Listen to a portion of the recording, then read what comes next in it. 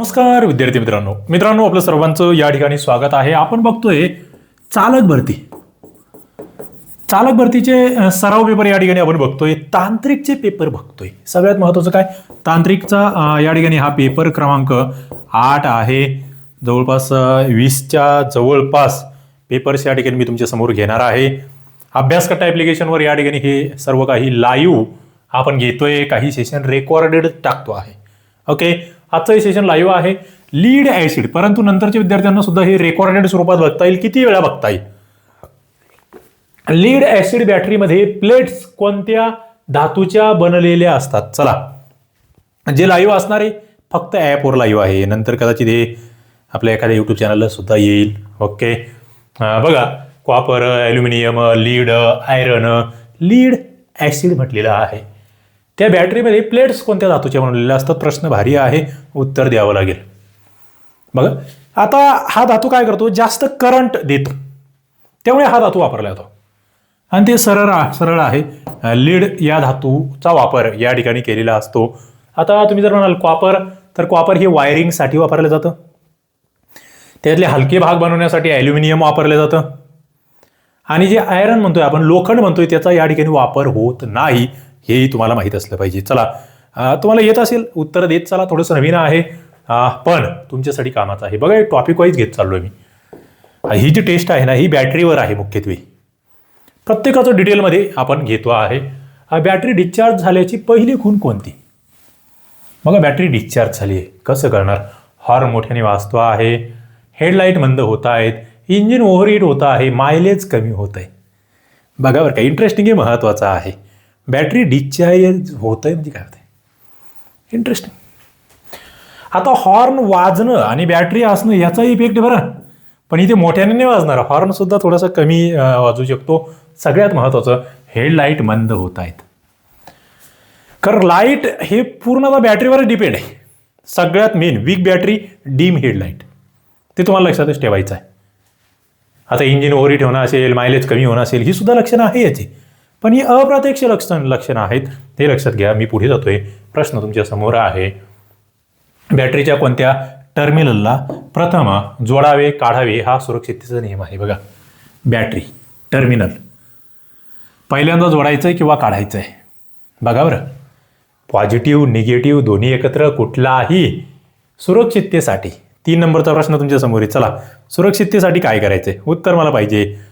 ज्यामुळे short circuit टळतोय. Interesting आणि महत्त्वाचं आहे. बघा, या ठिकाणी जर बघितलं तुम्ही, पॉझिटिव्ह नाही, दोन्ही एकत्र नाही, निगेटिव्ह जे आहे ना, निगेटिव्ह भाग या ठिकाणी आधी जोडणं गरजेचं असतं. निगेटिव्ह टर्मिनल आधी काढला जातो किंवा जोडला जातो बॅटरीचा, तो सुरक्षिततेसाठी गरजेचा असतो, हे लक्षात ठेवा. निगेटिव्ह लक्षात राहू द्या. इथे उत्तर तुम्हाला प्रश्न आला, निगेटिव्ह आलं पाहिजे. पुढे जातोय मी. पुढचा प्रश्न तुमच्यासाठी आहे. बॅटरीमध्ये जास्त पाणी भरल्यास काय धोका आहे? बघा, पाणी भरलंय पण जास्त भरलंय, जास्त चार्ज होणार, इलेक्ट्रोलाइट सांडतो, त्यानंतर बॅटरी थंड राहते, मायलेज वाढते. काय होणार? पाणी जर जास्त भरलं गेलं ना, ती उकळून बाहेर पडू शकतं, सांडतं, बॅटरी खराब होते. हे तुम्हाला माहीत असलं पाहिजे. काय म्हटलंय? इलेक्ट्रोलाइट सांडतो असं म्हणावं लागेल. ओव्हरफिल इलेक्ट्रोलाइट लॉस, असं त्याचं थोडक्यात आपलं वर्णन करता येईल. पुढे जातोय. अल्टरनेटर आहे, तो निकामी झाला तर सर्वात आधी काय परिणाम होईल? बघा, अल्टरनेटर निकामी झाल्यास काय परिणाम होतोय? गाडी बंद पडते, बॅटरी चार्ज होत नाहीये, ब्रेक फेल होत आहेत, क्लच स्लिप होतो आहे. अल्टरनेटर निकामी झाल्यास काय होत आहे? 5 नंबरचा प्रश्न तुमच्या समोर आहे. बघा, अल्टरनेटर जेव्हा निकामी होतोय तेव्हा एकतर बॅटरी चार्ज होत नाहीये आणि गाडी बॅटरीवर चालते, त्यामुळे बॅटरी चार्ज झाली नाही म्हणजे गाडी काय होणार आहे? पुढे बंद पडणार आहे. पण सर्वात आधी काय होतंय? बॅटरी चार्ज होत नाही आणि पुढे मग आपोआपच बॅटरी चार्ज न झाल्यामुळे ब्रेक फेल होणं असेल, क्लच स्लिप होणं असेल, गाडी बंद पडणं असेल, हे त्याचे दुय्यम परिणाम आपल्याला म्हणता येतील. पुढे जातोय. प्रश्न तुमच्या समोर आहे. फ्यूज बॉक्सचा मुख्य उपयोग काय आहे? बघा, फ्यूज बॉक्स बॅटरी चार्ज करणे, वायरिंग सुरक्षित ठेवणे, इंजिन थंड करणे, मायलेज वाढवणे. फ्यूज बॉक्स कशासाठी काम करतोय? 6 नंबरचा प्रश्न तुमच्या समोर आहे. फ्यूज बॉक्स वायरिंग आणि उपकरणांना ओव्हर करंट पासून संरक्षण देतोय. मग ओव्हर करंट जे आहे म्हणजे जास्तीचं जे त्याच्यामध्ये काहीतरी तुमचं हे होणार आहे, वीज पुरवठा होणार आहे, तो होऊ देत नाही. त्यापासून संरक्षण देत असेल म्हणजेच काय होते, वायरिंग सुरक्षित ठेवण्याचं काम या ठिकाणी होत आहे फ्यूज बॉक्स. वायरिंग सेफ्टीसाठी असतात फ्यूज. तुम्ही कुठे बघा ना, ते बॅटरीच्या बाबतीत सोडा, आपल्या घरामध्ये आपण फ्यूज लावतो. मेन जे सर्किट असतं तिथे फ्यूज असतो. मध्ये काही शॉर्ट सर्किट झालं, काही झालं, आधी फ्यूज जातो. म्हणजे जे ओव्हर तुमचं करंट आहे त्याच्यापासून काय होते, सुरक्षित ठेवण्याचं काम केलं जातं. पुढे जातोय. जास्त AMPचा जर फ्यूज तुम्ही लावला तर कोणता धोका आहे? बघा, फ्यूज तुम्हाला जास्त AMPचा लावून चालणार नाहीये. तुम्ही म्हटले लय भारी क्वालिटीचा फ्यूज उडालाच नाही पाहिजे, मग ते फ्यूजला अर्थच नाही ना काही. फ्यूज लगेच जळतो, वायरिंग जळण्याची शक्यता, वीज कमी होते, काहीच होत नाही. बघा, तुम्ही म्हटले नाही फ्यूज उडालाच नाही पाहिजे. आता शेताकडे असतं बघा, ते तुम्ही शेतकऱ्यांची मुलं असाल, आपल्या विहिरींवर आपण वारंवार फ्यूज जातो, मग आपण टाकतो. काही वेळेस 4-5 तार एकत्र गुंडाळून टाकतात काही. मग त्याने इकडे डायरेक्ट मोटरचा कार्यक्रम होतो काही वेळेस. ओके, म्हणजे जर तुम्ही जास्त AMPचा फ्यूज लावला ना, मग डायरेक्ट ती वायरिंगच जळणार, फ्यूज नाही जळणार, वायरिंग जळणार. त्याच्यामुळे ते चुकीचं आहे. वायरिंग जळण्याची शक्यता या ठिकाणी असते. वायरिंग जळते डायरेक्ट, फ्यूज उडण्यासाठीच असतो तो. ताण आला फ्यूज उडणार, तुमचं पुढचं मोठं होणारं नुकसान फक्त फ्यूजवर टळतंय. हे लक्षात ठेवण्यासारखं आहे. पुढे जातो. स्टार्टर मोटरचा थेट संबंध कशाशी आहे? Start engine, light system, brake system, suspension, starter motor. 8 नंबरचा प्रश्न तुमच्या समोर आहे, उत्तर तुम्हाला द्यावं लागेल. इंटरेस्टिंग आहे, महत्वाचं आहे. स्टार्टर मोटरचं एकच काम आहे सगळ्यात महत्वाचं. कोणतं असू शकतं ते सांगा मला. चला कमेंट बॉक्समध्ये उत्तर देत चला. काय करणार? इंजिन स्टार्ट करणार, light system, brake system, suspension.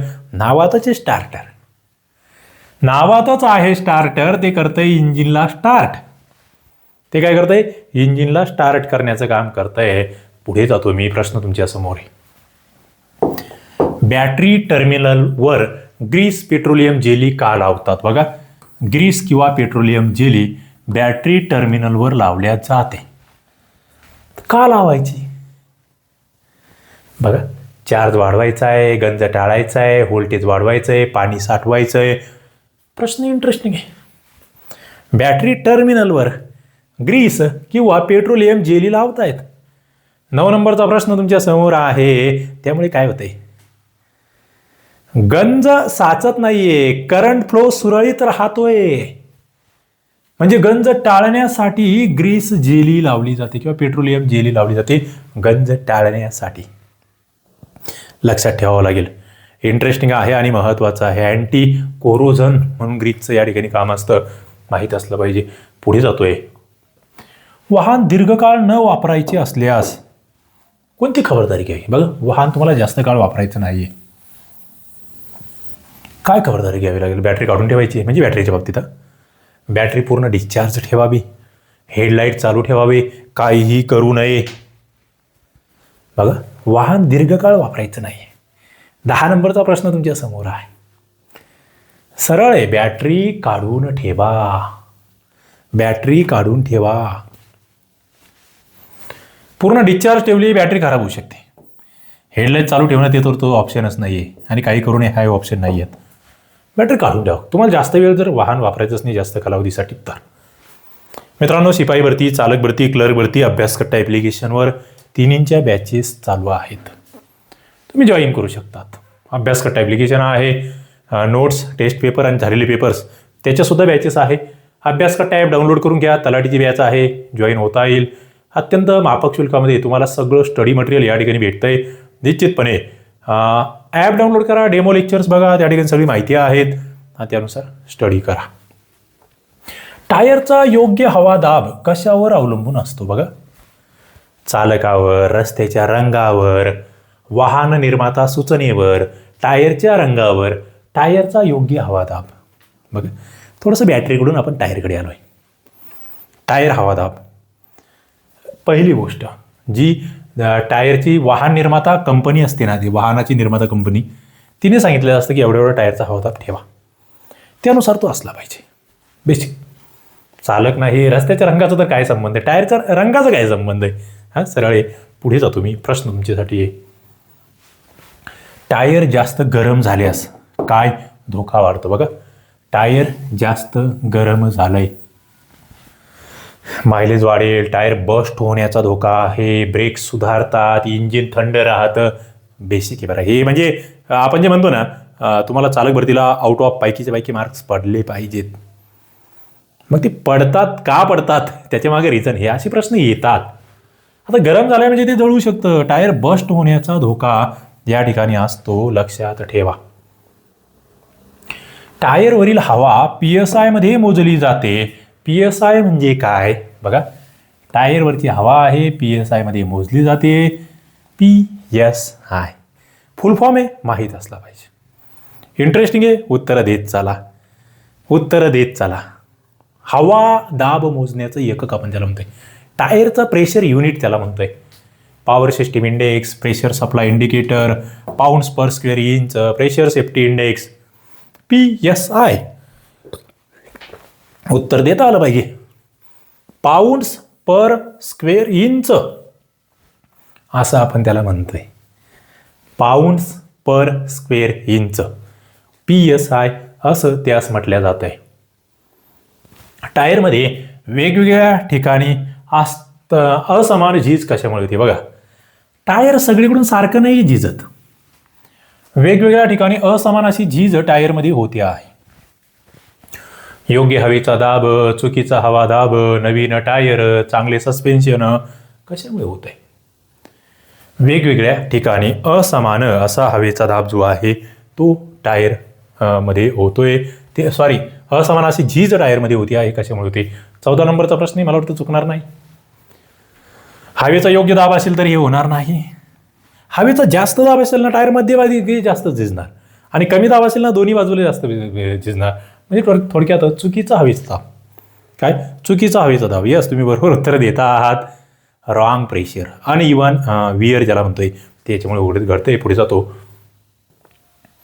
Tyre बदलताना जॅक कोठे लावावा.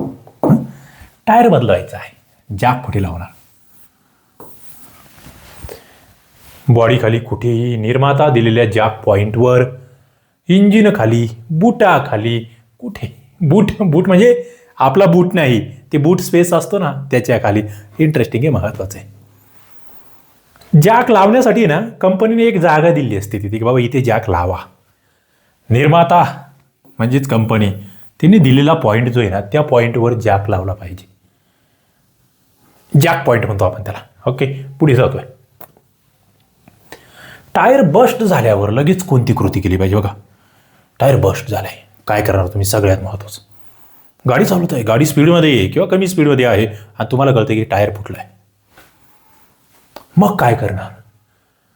बस्ट झाले, लगेच पहिली कृती काय असेल तुमची. तुम्ही जोरात ब्रेक दाबणार, स्टायरिंग घट्ट पकडून वेग हळूहळू कमी करणार, लगेच क्लच सोडणार की अचानक वळण घेणार, फिरवा मागे, काय करणार. सरळ आहे, स्टिअरिंग पहिली गोष्ट तर घट्ट पकडून ठेवावं लागेल, कारण की गाडी तुमची कुणीकडेही जाऊ शकते, एका साईडला जाऊ शकते गाडी. जे टायर बस्ट झाले त्या साईडला गाडी पलटी सुद्धा होऊ शकते.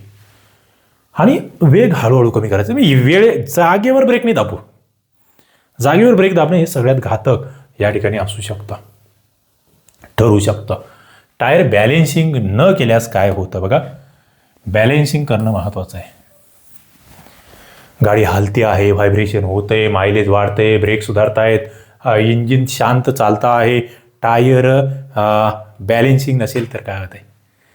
एक तर स्टिअरिंगचा कार्यक्रम होतो, स्टिअरिंगमध्ये प्रॉब्लेम होतो, आणि दुसरं तुमचं गाडीमध्ये व्हायब्रेशन जाणवतं आहे. काय गाडी हालते आहे, काय गाडी हालते आहे, लक्षात ठेवावं लागेल. बॅलेन्सिंगचा इश्यू येतोय. ओके, जर बॅलेन्सिंग त्या ठिकाणी न केलं तर सरळ सरळ आहे तोल त्या ठिकाणी गाडीचा जो आहे तो योग्य राहणार नाही. रेडियल टायर कोणत्या वाहनामध्ये जास्त वापरले जातात. Radial tyre. Radial tyre. बैलगाडी, आधुनिक car, tractor, cycle, radial tyre कशामध्ये? आता बघा, पहिली गोष्ट, बैलगाडीचा विषय आहे का? तुम्ही म्हणाल ते आपल्या उसावाल्या बैलगाड्या नाही चालत. आधुनिक कार, ट्रॅक्टर नाही, सायकल नाही. आधुनिक ज्या कार आहेत ना, याच्यामध्ये हे रॅडियल टायर जे आहेत ते मुख्यत्वे वापरले जातात, माहीत असलं पाहिजे. पुढे जातोय मी. पुढचा प्रश्न तुमच्यासाठी आहे.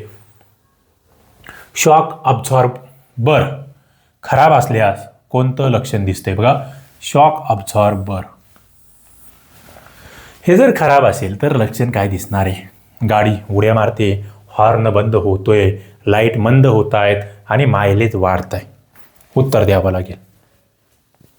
शॉक अब्झॉर्बर खराब झाल्यास.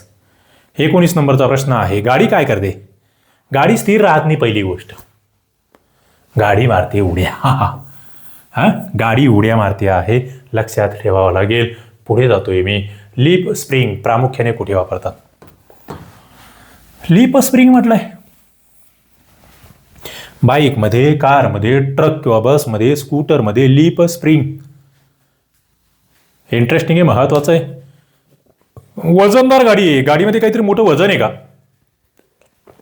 तेव्हा वापरले जाते लीप स्प्रिंग.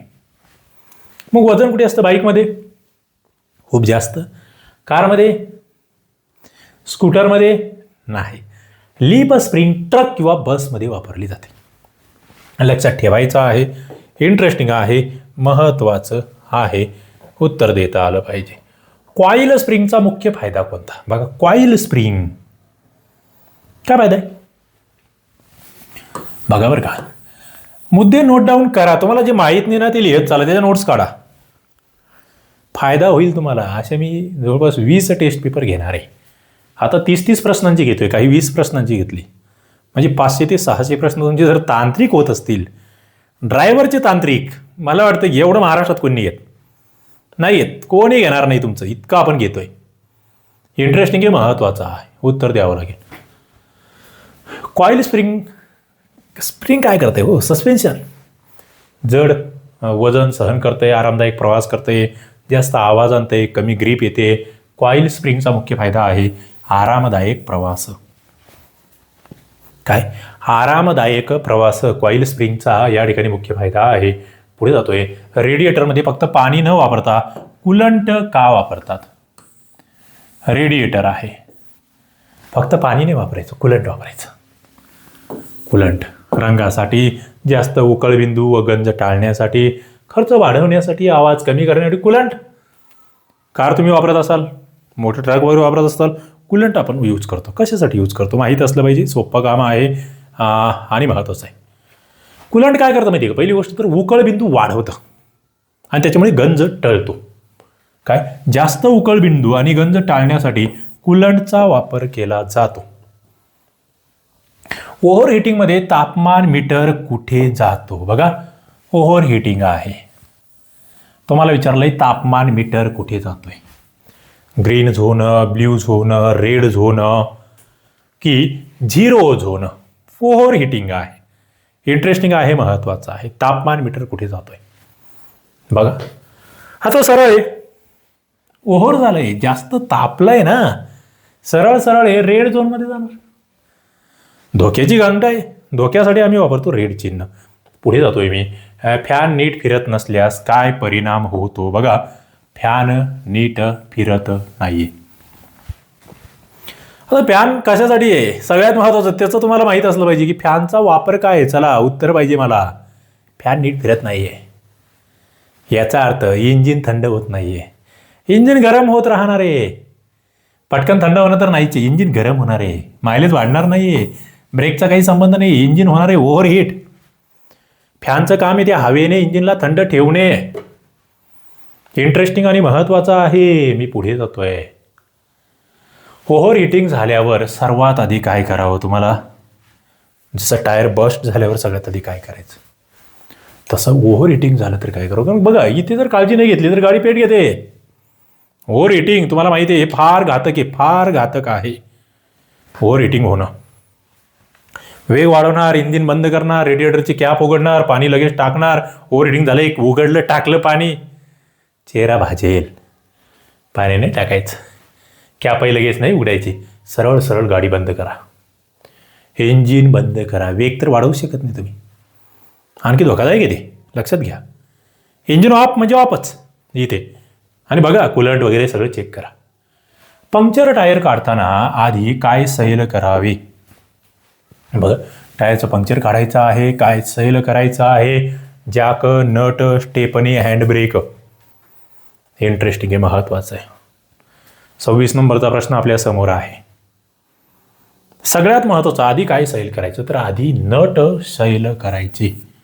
आधी नट सैल करायचे. बल्ब बदलताना जास्त वॅटचा बल्ब का लावू नये? बघा बल्ब बदलवायचा आहे, प्रकाश कमी होतो, वायरिंग जळू शकते, मायलेज कमी होते, काही फरक पडत नाही. जास्त वॉल्टचा काय नाही लावायचा. प्रश्न भारी आहे. जेवढं वॅटची त्याची कपॅसिटी तेवढाच लावा. जास्त वॅटचा लावला तर तो वायरिंगला जाणार, तो वायरिंगला जाणार. ओके, लक्षात ठेवायचं आहे. पुढे जातो मी. प्रश्न तुमच्यासाठी आहे, जंप स्टार्ट करताना लाल केबल कुठे जोडतात? बघा जंप स्टार्ट करायचा आहे, लाल केबल आम्ही कुठे जोडणार आहे? Negative terminal, body earthing, positive terminal, fuse box. Jump start का भानगडी पहिलं मला ते सांगा. चला जंप स्टार्ट. 28 नंबरचा प्रश्न तुमच्या समोर आहे. लाल केबल नेहमी कुठे जोडायची? तर पॉझिटिव्ह टर्मिनलला जोडायची. लक्षात ठेवा, कुठे जोडायची? पॉझिटिव्ह टर्मिनलला जोडायची. वायपर चालू असताना आवाज येत असल्यास काय दोष असतो? बघा वायपर चालू असताना, वायपर हे तुम्ही चालू केलंय, आवाज येतोय, काय होतंय? मोटर जळलेली आहे, ब्लेड झिजलेले, बॅटरी डेड आहे, फ्यूज जळालेला आहे. सोपं काम आहे. पावसाळ्यामध्ये मुख्यत्वे तुम्हाला याची जास्त काळजी घ्यायची आहे, कारण की पाऊस पडतोय, समोरचं दिसायचं आहे, वायपर चांगले असले पाहिजे, त्याच्या ब्लेड्स झिजलेले असतील तर, आणि ते त्या ब्लेड्स बदलवता येतात आपल्याला. ओके, पुढे जातोय मी. प्रश्न तुमच्यासाठी आहे, लहान दुरुस्तीचे मुख्य उद्दिष्ट काय आहे? बघा मायनर रिपेअर्स म्हणतोय आपण त्याला, मायनर रिपेअर्स म्हणतोय आपण त्याला. गाडी सजवणे, मोठा खर्च टाळणे, वेग वाढवणे, इंधन बदलणे, लहान मायनर रिपेअर्स. त्याचं मुख्य उद्दिष्ट तुम्हाला विचारलंय. 30 नंबरचा प्रश्न तुमच्या समोर आहे, उत्तर तुम्हाला देता आलं पाहिजे. मायनर रिपेअर्स तुम्ही केलं तर काय होतंय? मोठाले बिघाड पुढचे टाळता येतील, मोठा खर्च तुम्हाला टाळता येईल. म्हणजे थोडक्यात दुरुस्त्या करत चाललं पाहिजे. ओके, बघा अशा पद्धतीचे 30 प्रश्न आपण घेतले. चालक भरतीची स्पेशल बॅच आहे, जॉईन करून घ्या. महाराष्ट्रामधली 1 नंबर क्वालिटी आणि 1 नंबर क्वांटिटीची ही बॅच. तुम्हाला जवळपास 500+ लेक्चर्स या चालकच्या बॅचमध्ये भेटतील. शिपाईच्या बॅचमध्ये 1000पेक्षा जास्त लेक्चर्स आहेत. क्लर्कच्या बॅचमध्ये आहे. लाईव्ह सेशन होत राहतील. टेस्ट पेपर्स देतो आहे. ओके, टेस्ट सिरीज स्वतंत्र आहे. शिपायाची वेगळी, चालकची वेगळी, क्लरिकलची वेगळी. ॲपचं नाव अभ्यासकट्टा आहे. हा लोगो तुम्हाला डाउनलोड करता येईल. चला या ठिकाणी आपण थांबूया. धन्यवाद. व्हिडिओजला लाईक करत चला, शेअर करत चला. शेवटी आन्सर की दिली आणि प्रत्येक प्रश्नाचं ॲनालिसिस सुद्धा तुम्हाला दिलेलं आहे. धन्यवाद.